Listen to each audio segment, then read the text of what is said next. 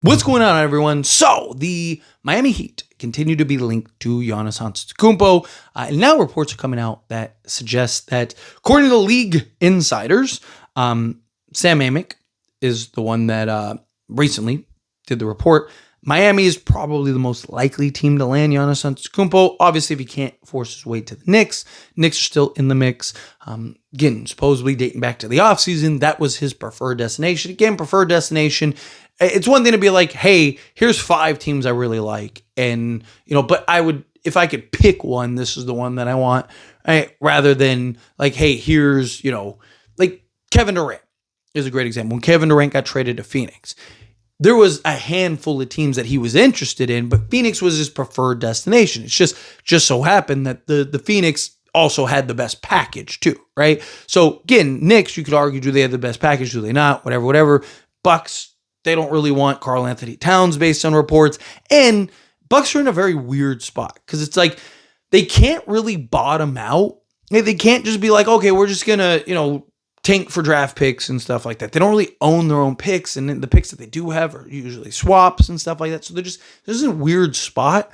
So it's going to be interesting to see kind of ultimately, because it does feel like the writing's on the wall. And even reports have came out. I mean, Shams even said the writing's on the wall. Like from what he's hearing from, basically inside the Bucks is that Giannis, it seems like it's becoming a matter of when, not if.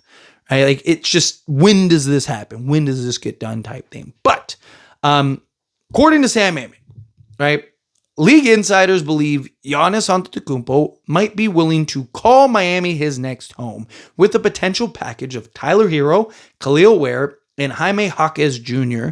being sent out per Sam Amick. The Miami Heat, for example, are often handicapped by league insiders as a place that Antetokounmpo might be willing to call his new basketball home. Pat Riley and company could offer the Bucks a yacht full of draft assets, all of their best young players, all-star Tyler Hero, promising young big man Khalil Ware, small forward Jaime Jaquez, and salary filler in Terry Rozier if the NBA allows it to make the numbers work.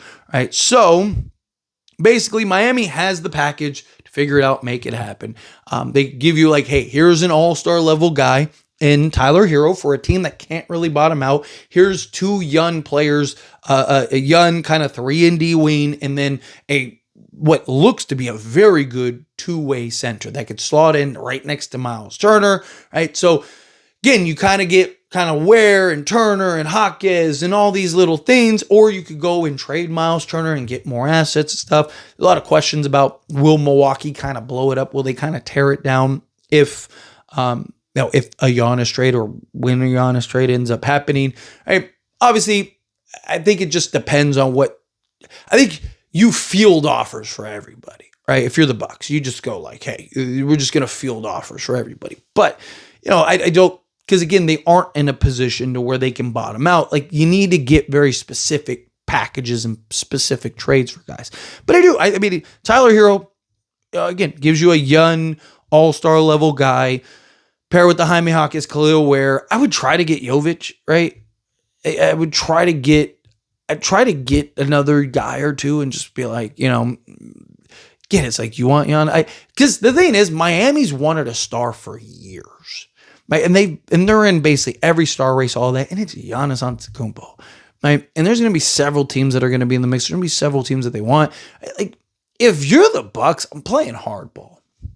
Right? I'm like, I want the picks, I want all that stuff, but I want basically all your young guys, right? You can figure out your depth, if you're Miami, you don't really care. One thing about Miami's very good at finding role guys and guys that just round out the roster, right? I mean, every year there's like a handful of guys that like, you're just like, where do these guys come from? Who are these guys? And then they go to other teams and get paid at other teams and they're awful, right? Or they're just not what they were with Miami, right? Like, so again, you see this happen regularly, right? It's why teams usually are reluctant to take on Miami players, because it's like, guys will play really well in Miami and then they just come here and they're just not the same, right? They're not what they were in Miami. So it's going to be interesting to kind of see, again, how Miami approaches, how far is Miami willing to go? Right? You can always go down, right? Like if I'm the Bucks, I want everything. I want all your picks. I want all your young guys. I want everything because they have several promising young guys. I want all of it, right?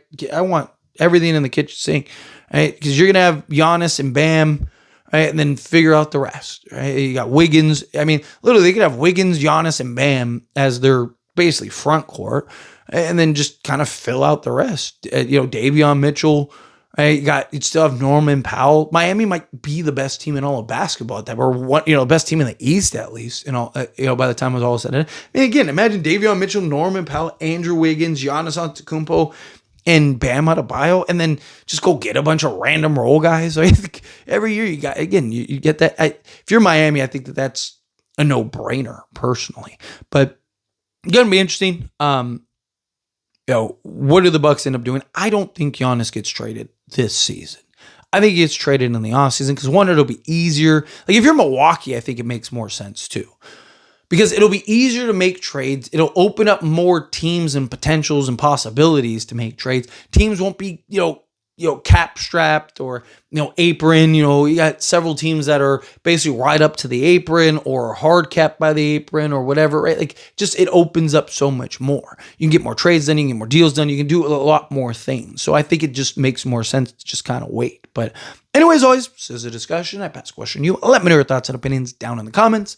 That being said, if you haven't liked this video, hit that like button. Helps me out. Enjoy these types of videos, and I truly appreciate it. Not subscribe channel, hit that subscribe button. Turn on the bell notifications. Appreciate y'all. See you in the next one. Thank you.